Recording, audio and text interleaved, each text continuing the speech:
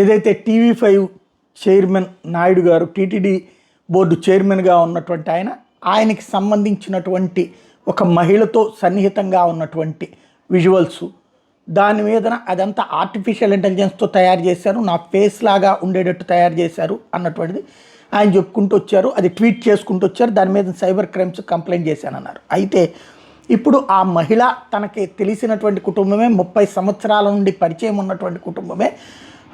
అందులో అసలు అసభ్యత ఎక్కడుంది, ఏముందని అందులో అసభ్యత అంటూ ప్రశ్నిస్తున్నారు. ఇట్లాంటి వ్యవహారాలు కావాలని వైసీపీ వాళ్ళు చేస్తున్నారు. ఇందులో ఇట్లాంటిది కావాలంటే వైవి సుబ్బారెడ్డి జాతకం బయట పెడతాను, కరుణాకర్ రెడ్డి జాతకం బయట పెడతాను, మద్రాసు వెళ్ళి ఏం చేస్తారో అన్నటువంటి చెప్పుకొస్తున్నారు. ఆయన మాటలు ఒకసారి విందాం. వీడియోలో ఉన్న కంటెంట్ అబ్జెక్షన్ వల్ల కాదా? ఏం అబ్జెక్షన్? నేను మిమ్మల్ని అడుగుతాను, చెప్పండి మీరు ఏం అబ్జెక్షన్ ఉంది? వెళ్తాము, మీ ఫ్రెండ్స్ మీ ఇంటికి వస్తాం, పోతాం, వెళ్ళేటప్పుడు హాయ్ బాయ్ చెప్పుకుంటాము, ఏముంది దాంట్లో? 30 ఏళ్ల నుంచి, ఇప్పుడు కాదు 32 ఏళ్ళ నుంచి పరిచయాలు ఉన్నాయి, మాకు ఫ్యామిలీ పరిచయాలు ఉన్నాయి. అదే తప్పు ఉంది అంటున్నా. దాంట్లో వల్గారి ఏముంది? వల్గారిటీ ఏముంది? ఇవన్నీ చేసి బీఆర్ నాయుడుది కాదు, బీఆర్ నాయుడుది నీకు వచ్చేది ఏంది? నీకేం లాభం వస్తుంది? ఇప్పటి నుంచి కాదు కదా, డే 1 నుంచి నువ్వు అదే పాట. ఇది కాకపోతే ఇక్కడ విషయం వల్ల ఏంటంటే అసలు ఆ వీడియోలు ఎవరు తీశారు, ఎందుకు తీశారు? ఇప్పుడు ఎదురు బెదురు ఉంటే మామూలుగా మనం టీవీ కెమెరాలు ఉన్నప్పుడు పిలుచుకొని రిసీవ్ చేసుకోవడం, ఆలింగనం చేసుకోవడం ఇట్లాంటిది ఉంటుంది. మహిళలతో కూడా ఈ పెద్ద పెద్ద సర్కిల్స్లో ఉంటుండొచ్చు. అయితే ఈ వీడియో ఎవరు తీశారు? అది చూస్తే లాంగ్ నుంచి కావాలని విజువల్ తీసినట్టుగా ఉంది. ఎవరు తీశారు, ఎందుకు తీశారు? అది కదా పాయింట్ ఇక్కడ. దానికి కదా సమాధానం కావచ్చు. ఇంకోటి, ముందు ఏఐఎన్ ఎందుకు వచ్చింది టాపిక్? నెంబర్ 2 వచ్చేటప్పటికి ఈ స్టేట్మెంట్. నన్ను వ్యక్తిగతంగా టార్గెట్ చేస్తే నేను మీడియాలో ఉన్నా, నీకు చుక్కలు చూపిస్తాను, నీకు కానీ సుబ్బారెడ్డికి కానీ.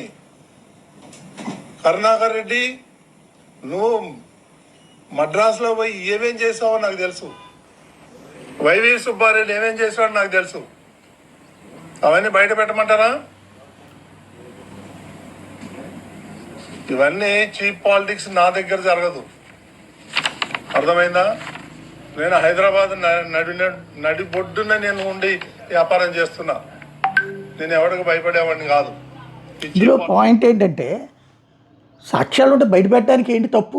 ఎవడాపాడు? ఇప్పుడు మనం పోనీ ఛానల్ తరపున ఏమన్నా వైసీపీ వాళ్ళని వదులుతున్నామా? లేకపోతే సుబ్బారెడ్డిని నువ్వు కరుణాకర్ రెడ్డి కాపాడడం ఎందుకు? ఆ విజువల్ ఏదో ఉంటే వేసేస్తే సరిపోతుంది కదా ఛానల్లో. ఇప్పుడు అది బహిరంగ ప్రెస్ మీట్ పెట్టి బ్లాక్మెయిల్ చేసినట్టు ఉంటుంది. అది ఓపెన్గా విజువల్ చూపించండి. లేకపోతే ఏంటి, అది ఏమైనా ప్రెస్ కాన్ఫరెన్స్ పెట్టి చెప్తానంటే చెప్పండి, బాగానే ఉంటుంది కదా. ఎందుకు ఈ టాపిక్ ఇలాగ వెళ్ళిపోతుంది డైవర్షన్? కంగారు పడుతుంది. ఇప్పుడు ఏఐ అని, మళ్ళీ ఆ తర్వాత నాకు తెలిసిన వాళ్ళని, మళ్ళీ వైవి సుబ్బారెడ్డి తెలుసు, లేకపోతే వాళ్ళ జాతకాలు తెలుసు, వాళ్ళ సంగతి తెలుస్తానని, ఇది మొత్తం డిఫెన్స్లో పడ్డప్పుడు కంగారులో మాట్లాడుతున్నట్టుంది, ఎదురుదాడి చేయడానికి అన్నట్టు ప్రయత్నిస్తున్నారు. కానీ అది ఇంకొకటి, ఈ ఫ్లోలో ఈ పదం నాకు అర్థం కాల. కొంతమంది రిపోర్ట్లు వస్తే చూపించిన 1 కోటి పుస్తకాలు ప్రింట్ చేశారు 5 లాంగ్వేజ్ల్లో, భగవద్గీత అని. 50 కోట్లు ఖర్చు పెట్టారు దానికి. 50 లక్షల్లో 32 లక్షల పుస్తకాలు ఇంకా గోడౌన్లో పడి ఉన్నాయి. అదొకటి అడ్డం మనకి. ఆ భగవద్గీతలో చూస్తే ఎవడు మొహాన్ని వస్తారు, అందులో ఏమీ లేదు. భగవద్గీతలో ఏమి లేకపోవడం నాకు అర్థం కాలేదు. ఇంకోటి, 5 భాషల్లో పుస్తకాలు ముద్రించి పంచడానికి కదా భగవద్గీతలు. ఇప్పుడు మనం ఫంక్షన్లకు వెళ్తే చాలా చోట్ల పుస్తకాలు పంచుతున్నారు. రామాయణానికి సంబంధించినయో, భగవద్గీతకు సంబంధించినయో, భాగవతానికి సంబంధించినయో, లలితా స్తోత్రం అని ఇట్లాంటి.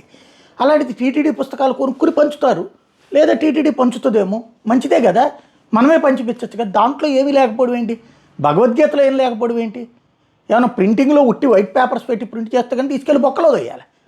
అలా కాకుండా 5 లాంగ్వేజెస్లో పుస్తకాలు ఉన్నాయి, మిగతా ప్రింట్ అక్కడే ఉన్నాయంటే అవి డిస్ట్రిబ్యూట్ చేయాలి. డిస్ట్రిబ్యూట్ చేయడానికే కదా పుస్తకాలు ప్రింట్ చేసింది. భగవద్గీతలో ఏం లేకపోవడం ఏంటి? ఇది ఎక్కడ విచిత్రమైనటువంటి వాదన?